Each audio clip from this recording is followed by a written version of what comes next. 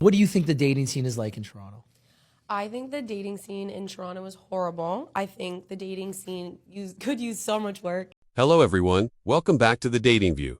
In today's video, men and women share their experiences and perspectives on the current dating scene in Canada and explain why they feel it has become extremely hard to date.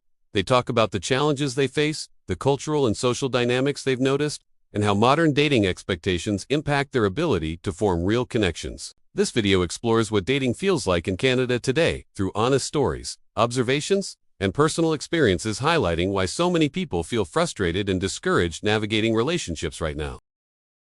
Hear me out. I've figured out why dating is so trash in Toronto, okay? Hear me out, all right? Everybody's cute. There's too many cute people, okay? Girls, guys, the gays, everyone's hot, okay? But everyone's too chaotic. Too chaotic. They can't settle down. They can't pick what they're into, who they're into. They want it all. They go out every fucking day when it's sunny. If the sun's out, they're out, okay? They're everywhere, okay? They are chaotic and they don't want to settle down. And that all stems back to we are all too attractive. Can guys in Montreal stop pretending like they actually want to take us out on dates? Like, they'll suggest it all day long. Like, let's hang out, let's meet up. But then when it comes to actually, like, making the plan and suggesting somewhere to go, it's like a one-sided conversation. Like, where are we going? Where are we meeting? What time? What day? No. It's just like, well, I live in Montreal. Come find me. Bitch. Like, don't even ask then. No, because I want to know with what audacity these men are talking. Because the other day I went on a first date, and first of all, he pulls up and he's a catfish. I'm like, but I'm not a mean girl. So I was like, oh, you're pretty cute. He's like, you're not bad yourself. Anyways, we proceed to go on the date. Because I don't know, I was already ready, okay? I was already ready, and as soon as he said that, I was like, I'm never gonna talk to you again. But I still want some free drinks. So we go get the drinks downtown. And long story short, I'm sitting there after like my third drink, and listening to this man just talk about himself. I asked him what his hobbies were. He's like, I'm a gym bro. And I'm looking him up and down like, a gym bro for who? The Care Bears, motherfucker? Like, you got some weight on you. It's okay, I'm not judging you. But don't lie to me. Maybe he's starting his fitness journey. Okay, let me see a picture. I say, show me a picture. He goes, wouldn't that make me conceited? What do you mean? I say, no, just show me the photo. He shows me the photo, and mind you, this man was wearing like straight jeans, right? So I couldn't really see the structure of his legs. He shows me the photo, and he's like, I don't really do legs. And was that an understatement? He had pencil sticks for legs. I was like, oh my gosh, okay. The waiter comes over, and he's like, can I get you another drink? And I'm like, yeah, sure, thank you. Just like that. And I look back over to my date, who's been so lovely. And he says, why are you flirting with the waiter? What do you mean? Why am I flirting with the waiter? Anyways, if you want a part 2, let me know. I love dating in Toronto. Dating in Toronto is fun. I wanted to do a quick dating update, and I said quick because it is so cold out and my hand is in freeze. It's 2026 now, and I have gone on 0 dates in the last little bit. I don't know, I've just been focusing on myself, making myself better, like doing my own thing, hanging out with friends, and honestly, it is so nice. Like, I woke up this morning not being like frantically like, oh my god, did a guy text me? Or am I gonna hang out with someone today? Like, you know when you're like seeing somebody and you just get like that feeling in your stomach when you check your phone and they didn't text you? That like anxious feeling? It's just so nice not to have that. So I'm just gonna continue embracing doing my own thing. It's been good. I've been able to like go to the gym 3-4 times a week, hang out with friends, and like not have that stress in my life, that like constant wondering of like what's gonna happen next. I am technically still on the dating apps, but I honestly find them kind of a waste of time. And I just feel like every time after I'm on them, I somehow leave it like feeling worse than I did before. Not saying that I don't want a relationship or that like I won't get into one, but whatever's going on right now, I'm just gonna embrace it and enjoy it and do my own thing. And if you're feeling like dating is draining you and making you like anxious and it's not fun, you know what, it's okay to take a break and like, focus on yourself, because You're never gonna regret like the time and energy that you spend bettering yourself. All right, I'll see you girlies later. Bye. Well, that's what I'm saying. Dating in Vancouver is horrible. Let's talk about it, baby. Now, that last post about my fun facts of Vancouver has gone viral. And I said, should I talk about dating? And like 800 people liked it and said I should. So let's rip in. First off, let's talk about the flakiness. What is that about? It ain't good. Because where are you? Because you ain't here. First pet peeve is people are so flaky here with dating. Like, come on, let's just make some plans and see it through, would you? Now, this might not be a Vancouver thing, but I mean, it might be a worldwide thing. But if you're a woman from somewhere else or a man from somewhere else, comment, let me know. Let's get talking in the comments, okay? Anyway, let's continue. Not so much just the flakiness, it's the unenthusiastic. People here just don't seem enthusiastic to want to do something. It's hard to get across the line, to hang out, honestly. Don't get me started about online dating. It is the worst. I hate small talk. I just can't stand it. We need to put more effort in if we're going to small talk. Because it's funny, because women here will always say, well, women in general will say, you know, the men need to put more effort in, or come out and say something spicy or entertain me. Yet, every woman that ever speaks to me online hits me with a, hi, hey, hello, hey.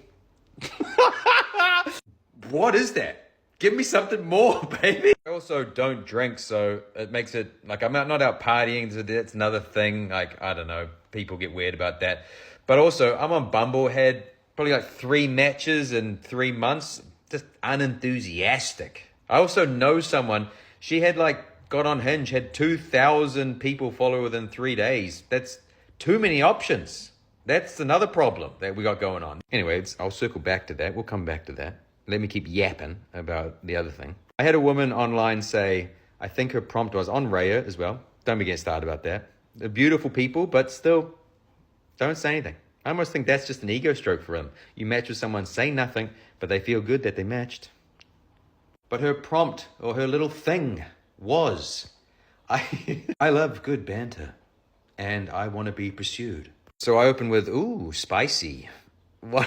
I think I said that. Or it's like, what do you like to do for fun, and what's a normal Sunday look like for you or something? You know what she said? To rip into the banter? Relax.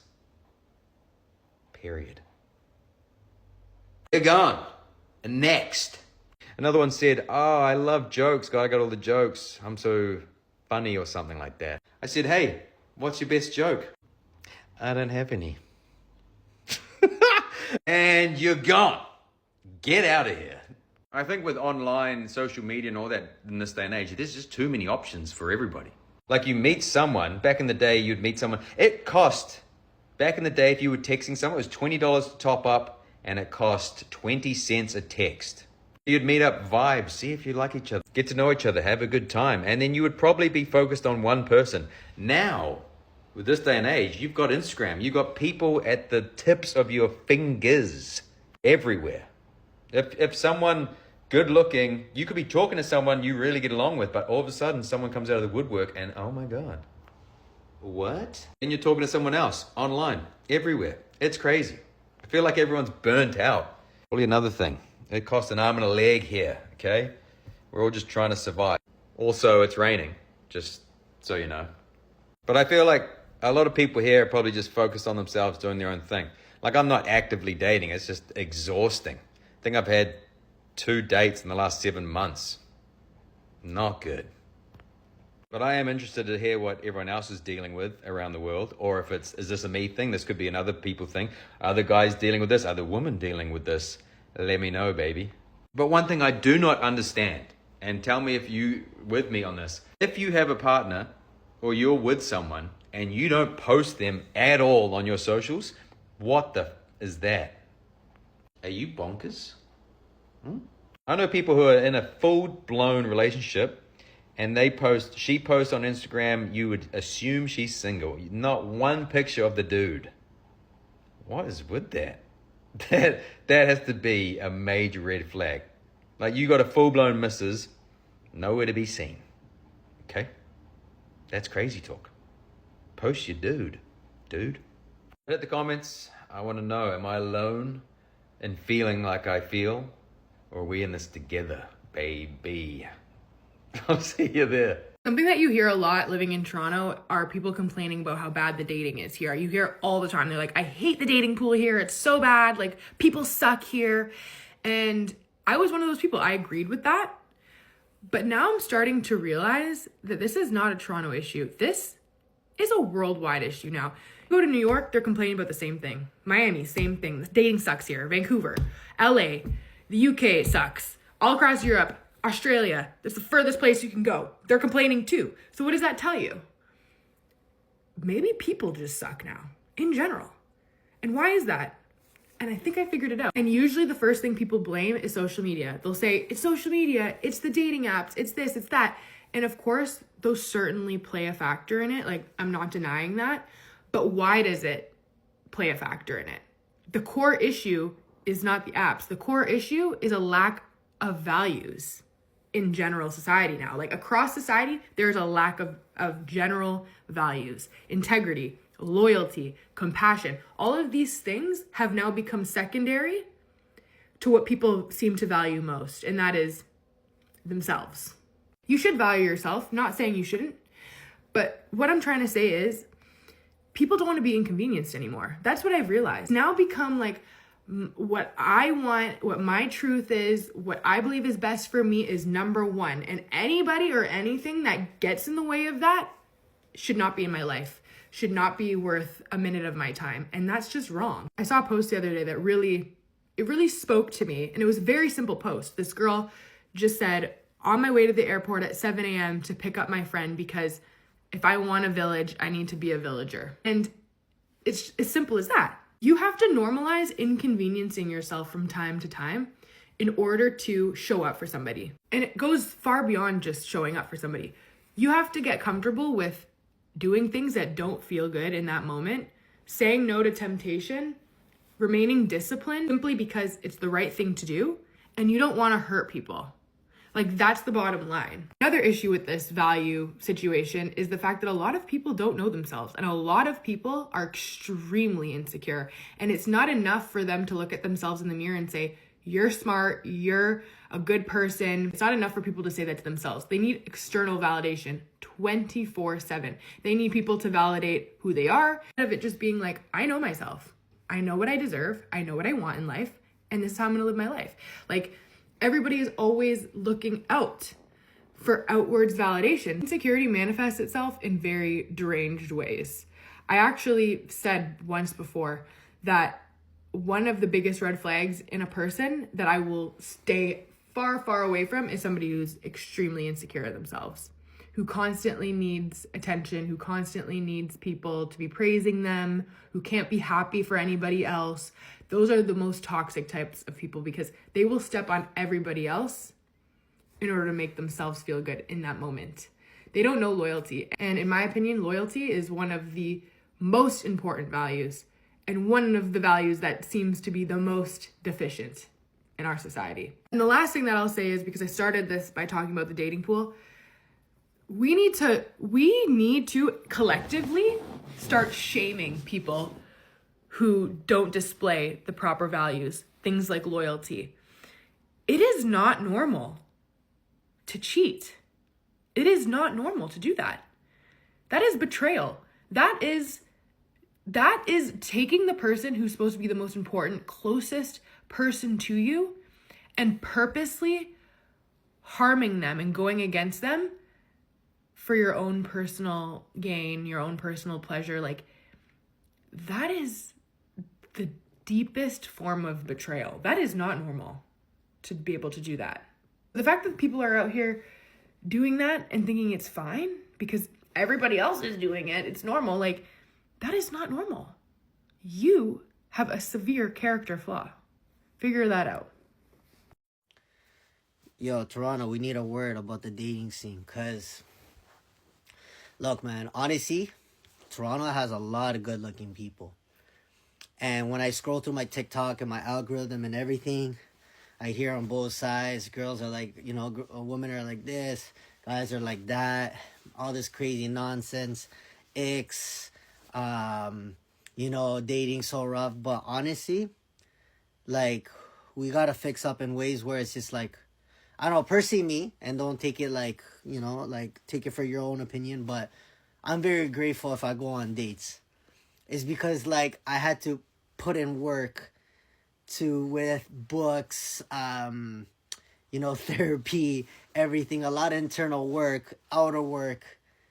So from going from zero to like to something is like a big accomplishment for myself. But I feel like some of us are privileged. Like some of us don't even, there's people out there that are not even going on dates. They're not even getting matches. They're not even, you know what I mean? And so for some of the people where they have, a bunch of maybe some people lined up for likes and whatnot, and then it's just like, it's like, oh yeah, I'll like dismiss this one person and this and that while like someone is dying to be in their shoes. So like low key, I think some of us are a little too privileged, but at the same time, like sure, yeah, have your standards, sure, read the red flags, know the boundaries and everything, but it's like, I don't know, just like live in the moment while you're on the date. Like, like sometimes just like instead of it being an interview or having a report card after your date, and then like just because you weren't feeling the vibes, and sometimes like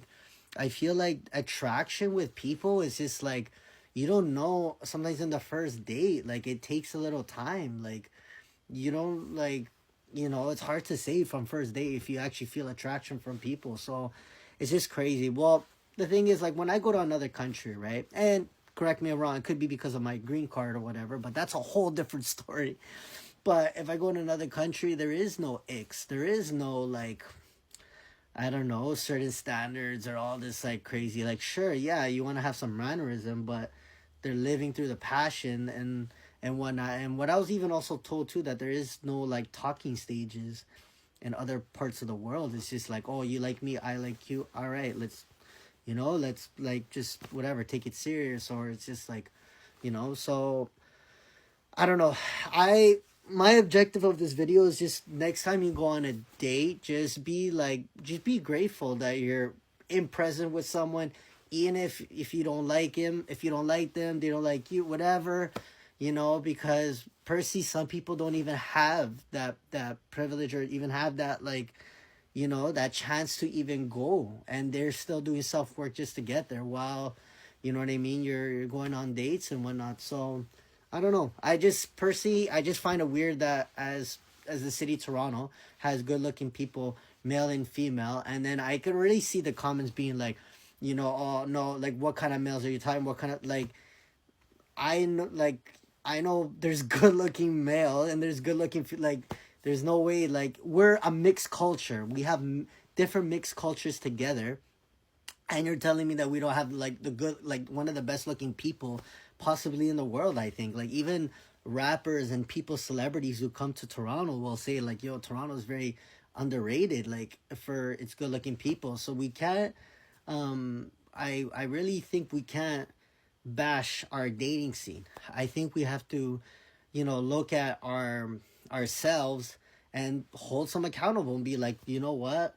Maybe I am being a certain way, and low key there's a deep down thing that you're not admitting that what you're doing, and it's just like, yeah, like man, it's just like it takes work. The thing is, this is not the 1990s or 2000s where you organically just meet people. It's dating is low key like a lifestyle. Like you gotta put in some work. You gotta show how, like if you're going in the online dating scene, you gotta have good pictures, you gotta have a good prompt, you gotta have good communication skills on the text, you gotta like, you know what I mean, it's work. And so I think a lot of people are not realizing that in this day and age, it's kind of like, it's one of those things that you really gotta, my bad, I just got a post from LinkedIn. I was like, all right. But it's one of these things that is just, yeah, man, like it's different. It's really different.